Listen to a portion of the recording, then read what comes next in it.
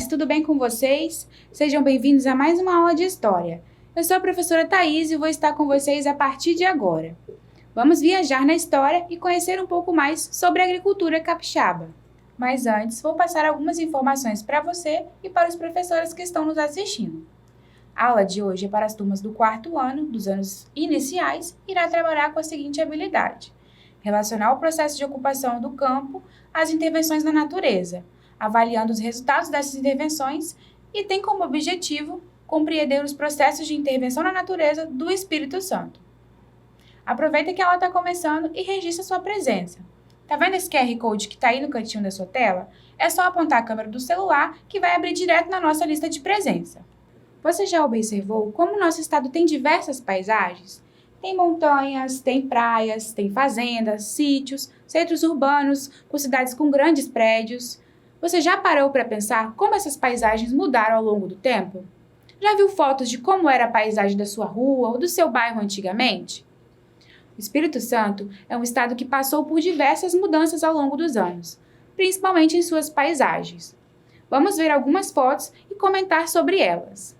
Nessa imagem, a gente tem a cidade de Vitória, no ano de 1869, há quase 153 anos atrás.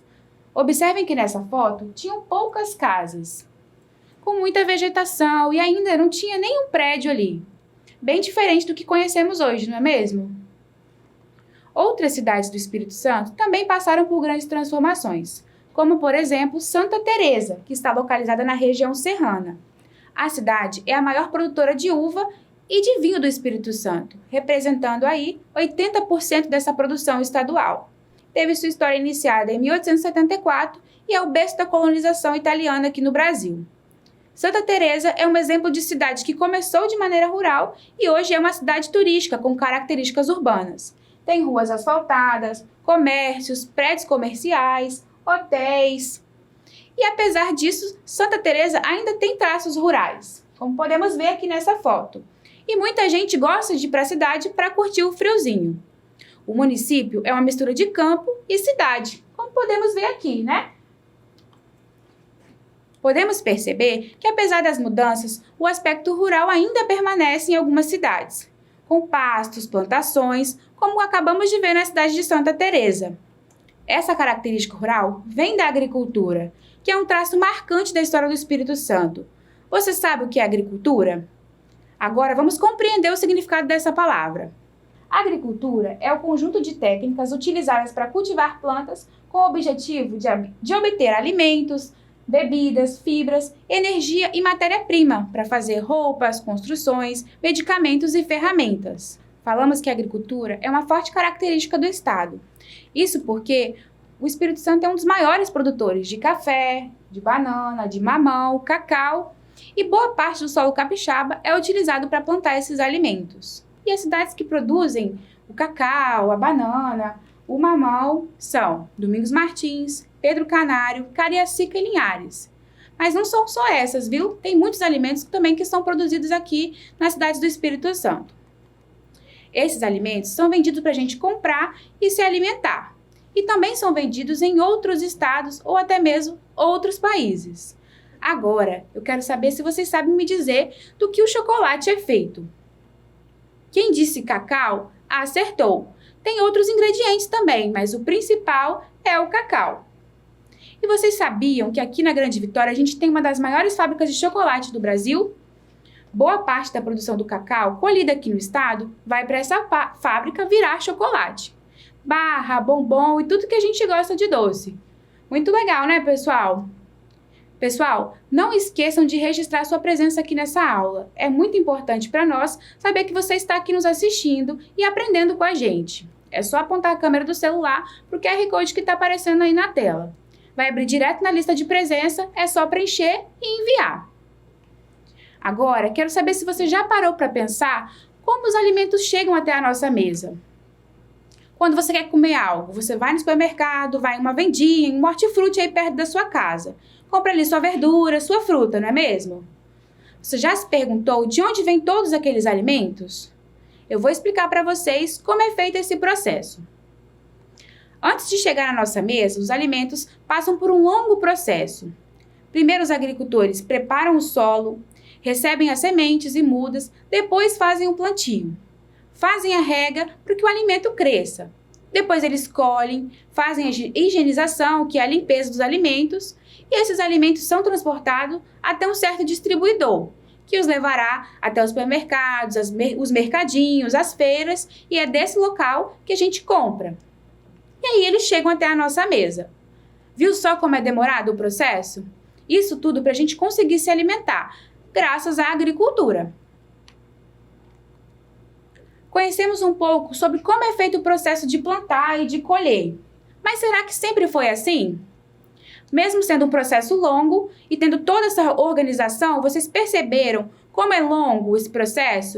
Cuidar da terra, semear, regar, colher, lavar, transportar até chegar no supermercado e nos mercadinhos. A história da agricultura no Brasil passou por muitas mudanças e hoje ela é uma das principais bases da economia do país.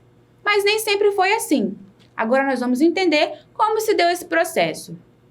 Antes da colonização portuguesa, a terra era utilizada pelos nativos para plantar e ter o que comer, que chamamos de agricultura de subsistência. Tinha como objetivo plantar o alimento apenas para garantir a sua sobrevivência, para comer, para os grupos que viviam aqui. Com a chegada do europeu no território brasileiro, as coisas mudaram bastante. A prática de plantar somente para comer ficou para trás. Então, passou-se a se plantar espécies para se comercializar, para se fazer a venda, como cana-de-açúcar e o café. E essas mudanças não foram somente nesse hábito de plantar. A paisagem se alterou e o ambiente também, com a criação de grandes áreas para plantio, para armazenar todos esses alimentos.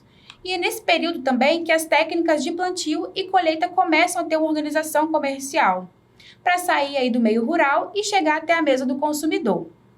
No período da colonização, os maiores compradores dessas mercadorias eram de fora do país. Quase tudo que era plantado aqui era vendido para outros países. E isso não mudou muito não, viu? Hoje em dia, segundo o governo federal, cerca de 44,9% da produção agrícola vai para a exportação. Isso significa que boa parte da produção dos alimentos que temos aqui é vendida para outros países. Nós falamos em mudança, certo? Essas plantações, assim como os prédios e casas, modificam as paisagens. Aqui no Espírito Santo nós temos exemplos disso. Lá no início da aula a gente falou que a capital de Vitória era bem diferente, há uns anos atrás. Também falamos de Santa Teresa, que é uma cidade com características rurais e também urbana. A agricultura foi um dos fatores que fez com que essa cidade se modificasse. Entre os séculos 19 e 20, Vitória passou por uma série de mudanças. A produção agrícola estava a todo vapor e precisavam de locais para escoar esses alimentos e para enviar esses produtos aí para outros países. Vitória, então, passou por essas mudanças e em suas ruas e casas passa, então, a ter construções que permitiam que esses alimentos saíssem do país, como a construção da linha férrea, o próprio porto. O porto foi criado em 1906 para exportar principalmente o café.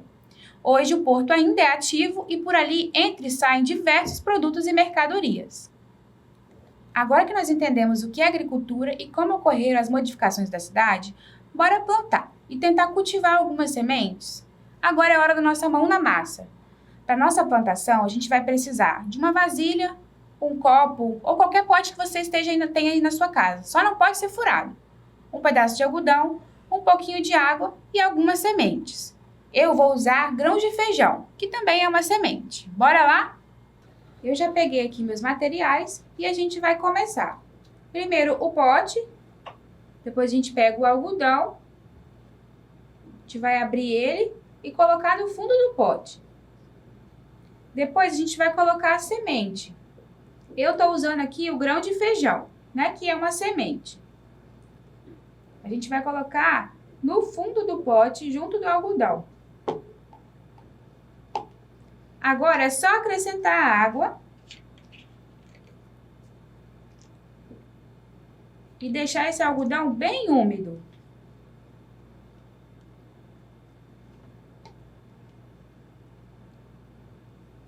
A gente pode deixar o algodão por 3 ou 4 dias aí. Feito isso, é importante deixar esse potinho no sol, tá? De 3 a 4 dias para que ele pegue luz solar. E depois desse período de 3 a 4 dias que ele vai começar a nascer as raízes.